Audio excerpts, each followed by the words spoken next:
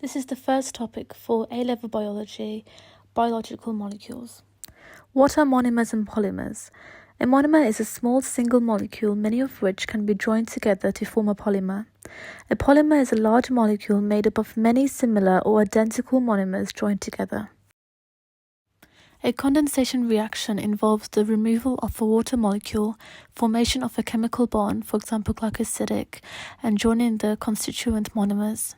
A hydrolysis reaction involves the addition of a water molecule, breaking of a chemical bond, and releasing the constituent monomers.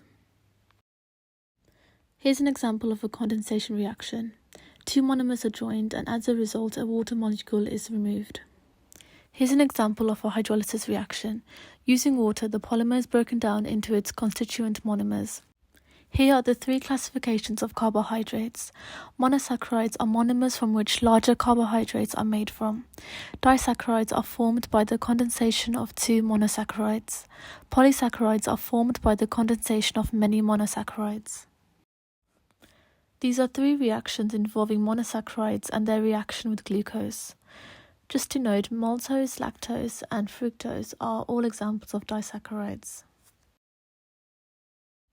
This shows how maltose is being formed.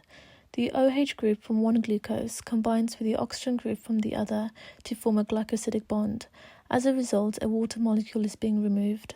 This means this is a condensation reaction. There are two structures of glucose, alpha glucose and beta glucose. Alpha glucose is where the hydrogen groups are above the OH groups. Conversely, in beta glucose, the hydrogen groups are below the OH groups.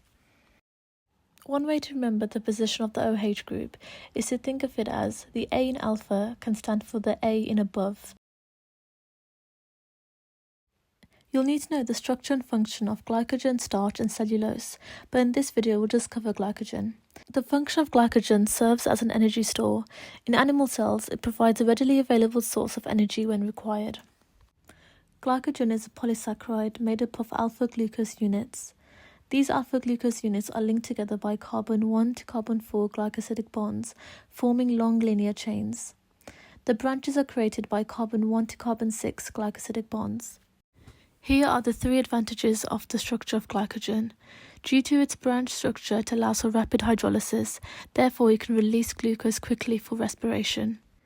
Since it's a large polysaccharide, it means that it stays within the cell, therefore it can provide a localized energy source. And lastly, due to its insolubility, it means that the water potential of the cell isn't affected, therefore any osmotic effects can be prevented. Now you can have a go at these questions. Thank you all for watching, and apologies if this video seems disorganized or all over the place. I will get better at editing soon.